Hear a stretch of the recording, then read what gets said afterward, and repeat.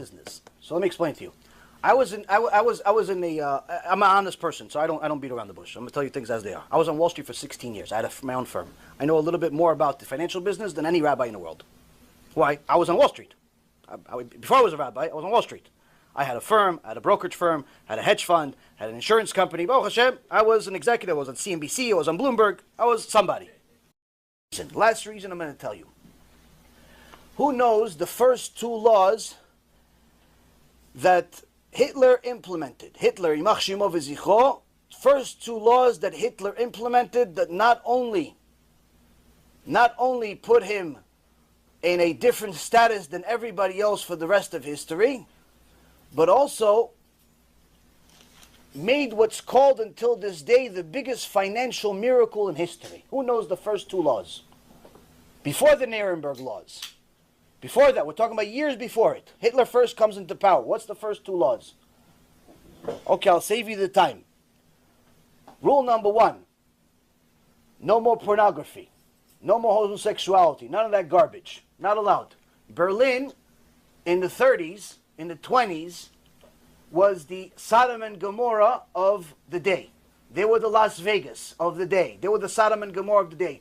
Homosexuality, pornography, all the bestiality, all the garbage of the world, that was the capital of the world. He outlawed it. You're no longer allowed, closed all the bars, all the gay clubs, all the production, which were all run by Jewish people. Unfortunately. Second rule. What's the second rule?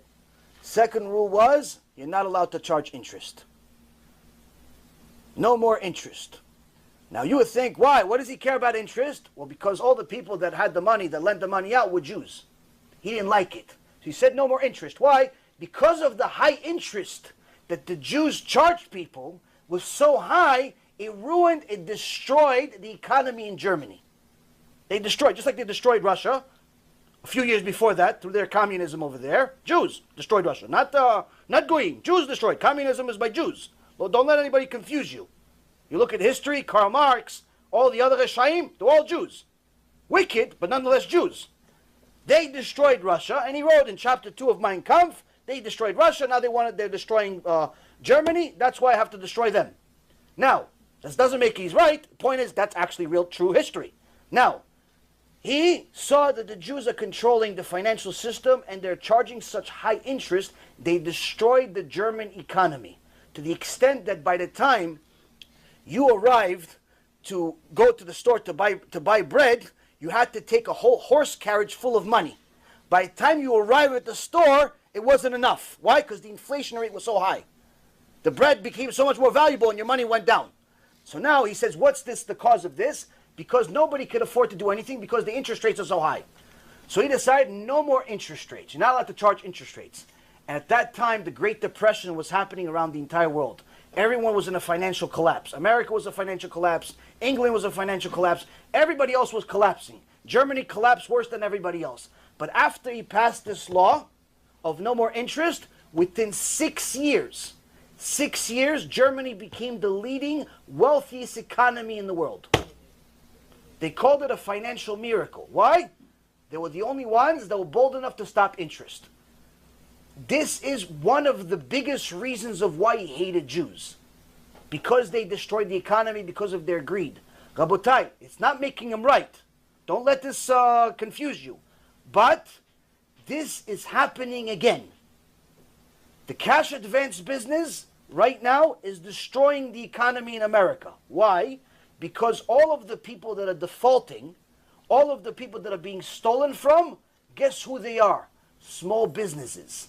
Small businesses are what build economies, not big businesses. Coca-Cola, Apple, Google, Amazon, all those big companies, they're good for business, but they're not the economy. What makes an economy, what makes an economy prosper, is when there's small businesses starting and small businesses flourishing, because they are the ones that actually hire the most amount of people. If you have small business grow, your economy grows. You have small business decline, your economy declines. I was in the financial business for 20 years. This is one thing you can't challenge. Now, when you have an industry that their number one objective, directly or indirectly, is to destroy small businesses, guess what? This is happening again. And you'll see, if nobody listens to me, nobody listens to the Torah, nobody listens to history, and everybody ignores it, this is going to be a huge blow-up to the extent where you can see how Edom, just like the Torah says, Edom is going to come back again, Edom becomes America. Edom becomes America. Why? Because America is Edom, after all. But you'll see what happens. And you'll see that all of a sudden the 6 million Jews that are in America, that feel comfortable, that are sometimes in government, that are sometimes in politics, that are running big businesses, and so on and so forth, guess what? Same exact thing happened in Germany. We were in politics, we were in business, we were prospering, we were great. In Germany, same exact thing. That are in America, that feel comfortable, that are sometimes in government, that are sometimes in politics, that are running big businesses, and so on and so forth, guess what? Same exact thing happened in Germany. We were in politics, we were in business, we were prospering, we were great. In Germany, same exact thing. In Greece, same thing. In Rome, same thing. In Egypt, same thing. But guess what? We get greedy, we get sinful, we become Reshaim. What happens? Hashem says, oh, you want to be Reshaim? I'll punish you. With what? With the same goy that you wanted to become like. And this, Rabotai, is what's happening under our noses. And unfortunately, this, I don't know whether the Gdolim that we have in this world today are unaware or nonchalant. I'm not really sure. All I can tell you is, I've had in my career 5 times, 5, maybe 6 times, where I had a aha moment. Meaning, I saw something, to me it was clear as day.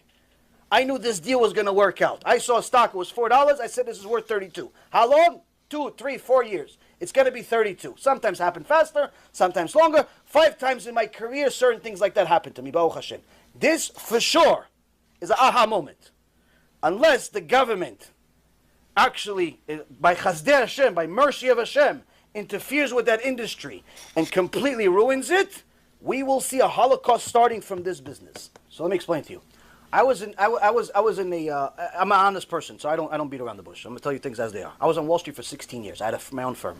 I know a little bit more about the financial business than any rabbi in the world. Why? I was on Wall Street. Before I was a rabbi, I was on Wall Street. I had a firm, I had a brokerage firm, I had a hedge fund, I had an insurance company. Baruch Hashem, I was an executive. I was on CNBC, I was on Bloomberg. I was somebody. I wasn't like some guy that worked at Merrill Lynch, made $100,000 a year. You did an $85,000 deal where you lent somebody $85,000. I made $1.6 million for myself in one day. So there's a little bit of experience that came with it to get to that point. Now, so what I'm trying to explain to you is that it's not a matter of what's the deal, what's the profit, what's the commission, what's the company, what's the industry. It's a matter of what's right, what's wrong, what's allowed, what's not allowed. Now, a Jew, first and foremost, is never allowed to lend another Jew money with interest. Now, the exception is if the Jew that's borrowing the money is a mechalel Shabbat, you're allowed to charge him interest, but they still do not recommend it, because if that Jew does tshuva, you have to pay him back all the interest. But needless to say, you're not allowed to lend the average Jew that keeps Shabbat money and charge him interest. That's rule number 1. So that means that any Jew that you deal with, even if you don't know he's a Jew, which most likely you'll run into, because sometimes John Cohen is a Jew, John Cohen is not a Jew. So you're not really going to know. It's not on the application to say, Mr. John, are you a Jew or not? You're not allowed, because he'll put you in jail. So you don't know if he's a Jew or not. So that means that every day you have a 50-50 chance of losing Olam Haba. Every day. Who wants to be in such a business? That's number 1. Number 2, even if you only deal with Goyim, you're still not allowed to do something called usury. Usury is overcharging and lending money in such a way, or doing business in such a way where it hurts the public. When you charge somebody an interest that is drastically above the norm being bank rates, regular bank rates, and what's legally allowed according to the law, when you charge them such an interest rate that it becomes very difficult, to the extent of almost impossible for the average person to pay it back, you are now in a business where you're taking advantage of people. If he can go to Wells Fargo and get the same loan for 8%, and you're charging him 80%, it doesn't matter that you're not 300%. Even if the average was 8 and you were 15, you are in a problem. Even if the average was 8 and you are 30, you are in a problem. It doesn't have to be 300. 300 just means you're just a psychopath. 80% is still highway robbery. 80% is still against halacha. Still not allowed to do it even for goyim. Why? because it's usury, but even more so than anything else that I've just said. When this is eventually exposed to the public, it will lead every single member that works for these companies, even as a clerk, even not as a broker, a clerk, a secretary, a janitor, works for ABC Lending, that does cash advance, when it's officially disclosed to the world, because Hashem is going to do that, guess what? Chilul Hashem. And any single person that's involved in Chilul Hashem, the Reshit Chochmah says what the Gemara in Masechet Rosh Hashanah, page 17a says, he goes to Gehenom and he doesn't leave. Ever. Even after Mashiach. So why would anybody want to associate with even 1% of anything I just said? The lending, the taking advantage, the Chilul Hashem, the usury, the unethical, even the rabbi that you said that, you really shouldn't do it, but you can. What kind of rabbi is that? It's a puppet. You have to find yourself a real rabbi that's going to tell you, not allowed. No, not recommended. Not allowed. Not allowed. That's what it is. Not allowed. You have to quit tomorrow. Go, how about this? Do yourself a favor.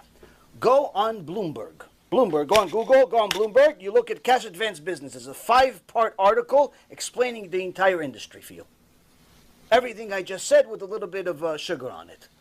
Everything I just said without the Torah part, I'll tell you exactly about all the criminals that are in the business. Unfortunately, one thing that we know, I know personally, that the article doesn't know as much, is that predominantly the people that are in this business are guys that used to be in the brokerage business that went to jail, criminals, thieves, psychopaths, mafia, but predominantly it's Orthodox Jews. Predominantly it's Orthodox Jews funding it, selling it, and you have even yeshiva kids that have no skills whatsoever going into that business and starting to make $10,000, $20,000 a month without even knowing what to do. Why? This is much worse than the boiler room days of the stock market business was 30 years ago.